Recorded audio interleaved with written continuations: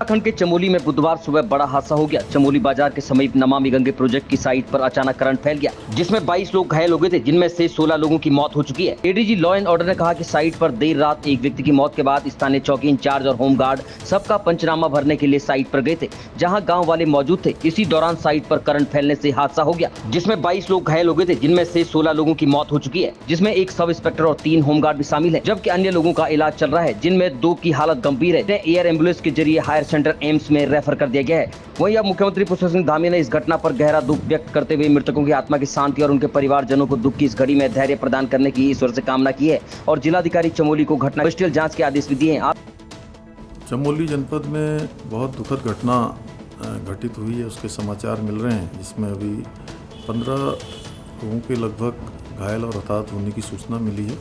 इस घटना के मजिस्ट्रियल जांच के आदेश कर दिए गए हैं। सभी बचाव दल, जिला प्रशासन, SDRF और अन्य बचाव दल वहां पर पहुंच गए हैं, जो बचाव के कार्य में लगे हुए हैं। पीपलकोटी में नमामि गंगे प्रोजेक्ट में कल रात कोई एक्सीडेंट हुआ, इसको पंचनामा करने के लिए सवेरे हमारा पुलिस स्टेशन चौकी से इंस्पेक्टर गए, तो वहाँ पे इधर अचानक गाँव वाले भी थे, अचानक फिर दोबारा उस पर करंट लग गया रैलिंग में। तो इसमें 22 लोगों का हॉस्पिटल लेके गए हैं, इसमें 15 का मृत्यु बता रहे हैं, अभी 7 अभी गंभीर रूप से घायल हैं। इसमें 2 को हायर सेंटर्स के लिए रेफर कर रहे हैं, वो नीचे लाने का प्रयास कर रहे हैं। इस पूरा प्रकरण की जाँच की शुरू कर दी गई।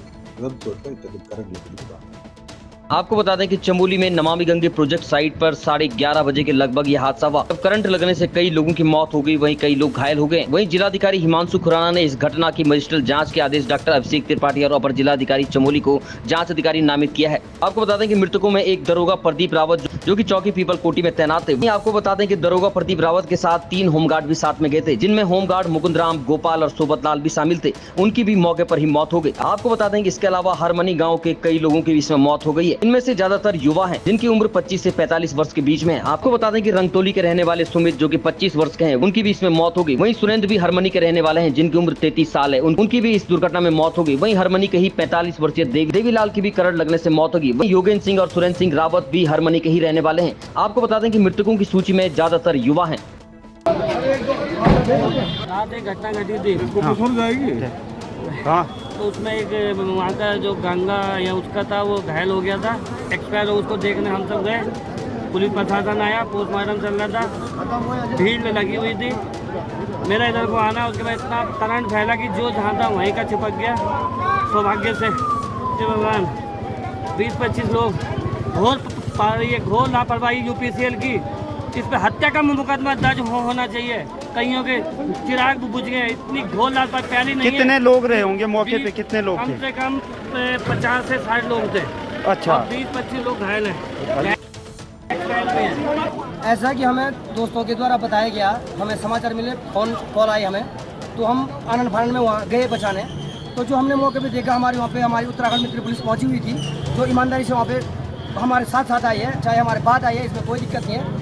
लेकिन मामला ये आया कि हमने ये बात वहाँ पे करी कि भाई जो यहाँ पे ये इस प्रकार का एक हत्या ही बोलूँगा मैं इसको, जो हमारे भाई के साथ हुई है, तो हमने कहा कि इसके परिवारजन यहाँ आए। पहले परिवारजन जब तक नहीं आएंगे तब तक कोई पंचनामा नहीं होगा, जब तक यहाँ पर अमला जमला प्रशासन नहीं आता है। ये नमामि गंगे जो ये जिसने ये षड्यंत्र रचा रखा है हम सबको मारने का, हम जिंदा इतने कम से कम 40 लोगों को मैं अभी बचा के लाया हूँ। कितने हमारी पुलिस है, कितने हमारे भाई लोग हैं, मैं दोबारा जिंदगी जी रहा हूँ ये। लेकिन ये है कि ये हुआ क्या था वहाँ पे? हुआ ये था कि हम वहीं पे खड़े थे, हमने बोला कि इनके परिवार वालों को आने दो, प्रशासन को आने दो, तब हम पंचनामा करेंगे। इतने में वहाँ फिर से दोबारा लाइट आ गई। किसने? ये लाइट बंद थी कि फिर तुरंत? लाइट बंद थी और अकस्मात से इसका कोई भाई आता है, वो रो रहा था, तो मुझे भी करुणामय में जो आंसू आ गए। हाँ। तो मैं इतने में रस्सी सारा वो उसका पॉलिथीन मेरे हाथ में था, तो मैं इधर आ गया आउटसाइड रोने के लिए। मैंने कहा मैं रोऊंगा तो बहुत रोएंगे यहाँ। तो मैं आउटसाइड आया, तो मैं फकीर हम इनके घर की बातें कर रहे थे, जो उनके घर के लोग हैं। हम ये कर रहे थे कि भाई कैसे क्या किया जाएगा, हम उस पर निर्णय ले रहे थे। इतने में ऐसा करंट आया कि हमारे बीच से हमारे मित्र पुलिस चले गई, हमारे भाई लोग चले गए, हमारे जो ये हमको मारने की पूरी साजिश थी। तो ये प्रकरण है। और कितने लोग वहाँ पे करंट वाइब्रेशन आया है, मुझे लगता है कि कुछ लोग नीचे नदी में गिरे हैं।